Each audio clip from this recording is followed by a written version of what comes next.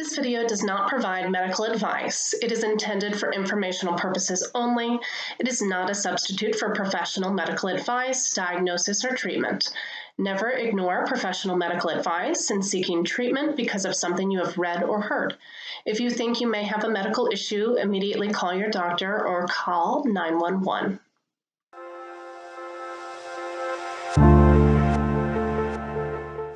Hello, my name is Kristen Anglin. I'm a clinical pharmacist and I'm the co-founder of RxLive. As a clinical pharmacist, one of my regular practices is to review newly approved drugs that can impact patient care and medication management for the people I serve. Many people I work with struggle to maintain a healthy weight. Around 70% of Americans are obese or overweight, and this is a serious health issue linked with several leading causes of death, including heart disease, stroke, and diabetes, and several other cancers. Here's the good news. Losing 5 to 10% of body weight through diet and exercise lowers the risk of cardiovascular disease. In June of 2021, the U.S. Food and Drug Administration, also known as the FDA, approved semaglutide for chronic weight management. Many people in the healthcare industry are calling this a, quote, game changer, since it's the first drug approved by the FDA for weight loss since 2014.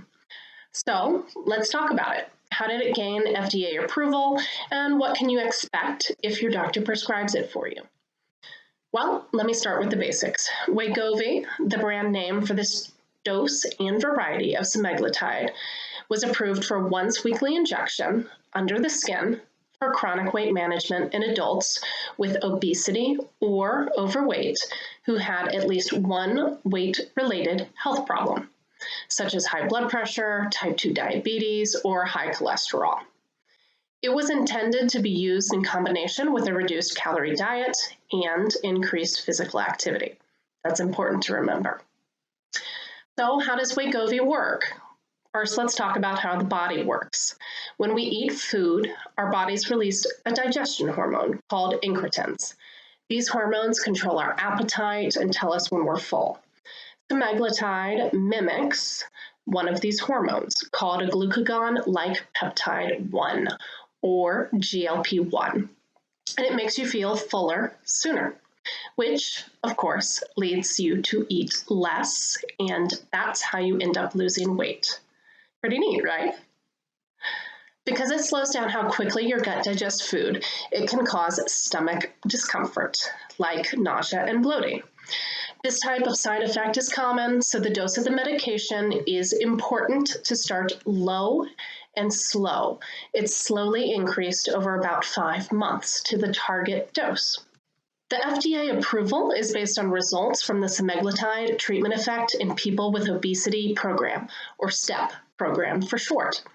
It included 4 clinical trials that tested the drug's safety and effectiveness in more than 4,500 adults with overweight or obesity. These people were randomly assigned to either a placebo group who got a reduced calorie meal plan and increased physical activity, also known as lifestyle interventions, or they were assigned to the same lifestyle interventions plus the drug semaglutide. In 3 of those 4 trials, people getting the semaglutide lost 15 to 18% of their body weight over 68 weeks, roughly 16 months. This was 12.4% more weight loss than the people in the group who just got lifestyle interventions.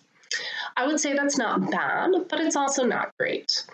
For example, if you started the study at 200 pounds, at the end of the study, you would have lost about 30 pounds, bringing your weight down to 170 pounds. If you started at 300 pounds, you lost 45 pounds and ended at 255 pounds. For most people, the biggest downside of using semaglutide for weight loss will probably be the cost. Medicare doesn't currently cover obesity medication, and most private health insurance plans don't either. At the moment, patients who want to take a weight loss drug, like Wegovy, are looking at $1,200 to $1,300 a month out of pocket for as long as they require it. probably the rest of their lives.